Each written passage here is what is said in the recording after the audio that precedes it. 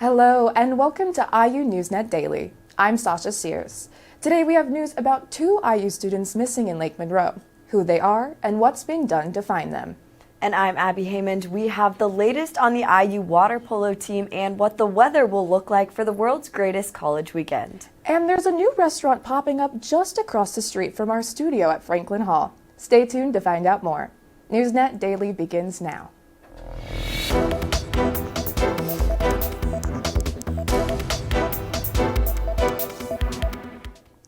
Two IU students are still missing after an outing at Lake Monroe Saturday, according to a Department of Natural Resources press release.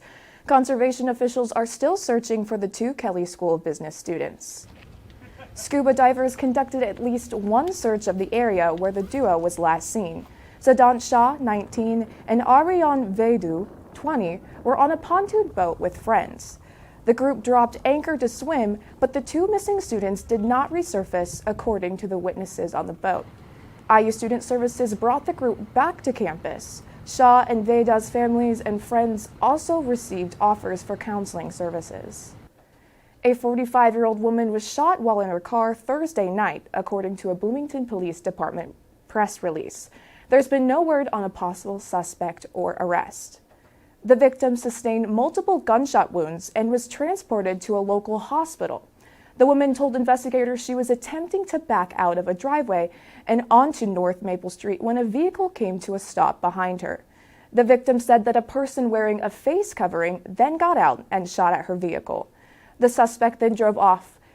BPD is asking that anyone with information call 812-339-4477. And IU has launched its new 7-year strategic plan for the Bloomington campus. Entitled IUB 2030, the plan includes 3 primary themes, including an emphasis on student success. IU plans to increase graduation rates by requiring mandatory experiential learning for students. For example, participation in a seminar or internship. The plan also aims to reduce equity gaps and increase scholarships for low-income and first-generation students. And there are plans to increase student participation in campus events. Strategies also include increasing faculty research funding, especially for artificial intelligence, and expanding campus research partnership. The last theme service will focus on expansion of community partnerships. With graduation imminent, students are thinking about their next destinations. But reporter Marisol Sanchez explains that recent restrictive laws passed by the state legislature may be souring college graduates on remaining in the Hoosier State. After Indiana University Bloomington seniors graduate, they have to find a place to move. Although students accept positions all across the nation, most of the population stays in Indiana. But this might change. I do personally think that a lot of the conservative views are swaying me away from Indiana and other Republican states for many reasons.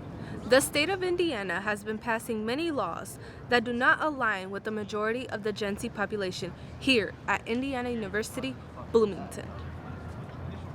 With the laws that have just recently passed, I would rather be living in a place where there's more inclusivity involved, where there is more freedoms in terms of human rights. I think that's very important to me. For some graduates like Armando Ruiz, the recent laws being passed do not impede on their rights. But that does not mean they are okay with others' rights being trampled on. Me personally, I'm definitely more liberal than anything, but when it comes to like choosing where you're gonna live, I don't know if that really has that big of an impact on my opinion. Jose is one of many IU graduates that is worried for the future when it comes to abortion rights and transgender rights in the state. It's very difficult on the person because they don't even know what they're experiencing, and then the state just like bans all of that, and then it just makes it difficult for people. And it's not something that happens to anyone, but it could happen to my kids or maybe someone that I know. I think it's important for everybody to be able to have full control of who they are, especially if we're talking about like the transgender bill that was also passed, that being able to be free of or self-expression. Thanks, Marisol. Before you leave campus this semester, you have one last chance to see a theater department production. You can still purchase tickets for the musical Something Rotten this week. The production continues Tuesday through Saturday, April 22nd. The story takes place during Shakespeare's time and describes two brothers and their attempt to write the first musical. The theater department says it's a take on the 1600s with modern humor. Student tickets start at $10. Turning to sports, we have Abby to get us up to speed on Hoosier athletics. That's right, Sasha. It is officially Little 5 week here at IU. And if you couldn't tell by the hundreds of college students leaving the bars at 2 a.m. on a Monday night, the countdown for the greatest college weekend has begun.